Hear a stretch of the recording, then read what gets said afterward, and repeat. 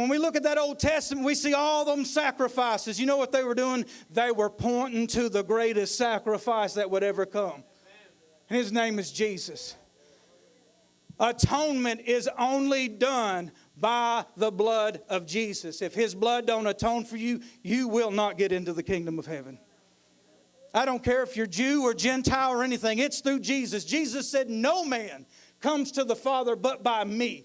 I don't care if you're a Jew. I don't care if you're a Gentile. I don't care if you're a redneck. You got to go through the blood because that's what makes atonement for your sin. Can you imagine standing before God and say, I don't need your son's blood. Check out my resume. Hey, God, look at all these good things I've done. I'm getting in, right? No. Think about this. How many of y'all has ever put a sign on the front of your door that said, take off your shoes, new carpet or something? Ladies, some of y'all. Your man comes in, he been working, you know, and he got that mud on his boots. He's like, kick him shoes off before you get in the house. And we know if we come in the house with them boots on, man, you're going to be hoping Jesus comes back quick.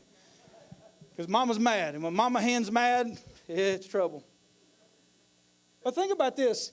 If I came to your house, let's say I come to Brother John's house, which John's a lot bigger guy than me anyway. So if he's got a sign on his door and it says, kick your shoes off, new carpet, James Thorpe going to kick his shoes off, John. For fear of God, maybe a little bit of fear of John. He's a little bit bigger boy than me. But I'm going to kick my shoes off because that's his house. And I'm going to come through his door the way he tells me to. Okay, so Jesus says we've got to go through Him. He's the door. He's the door. We have to go through the door to get into the kingdom. How dare we say, God, I'll get in your kingdom the way I see fit. You ain't going to make it, boy, you're right, brother.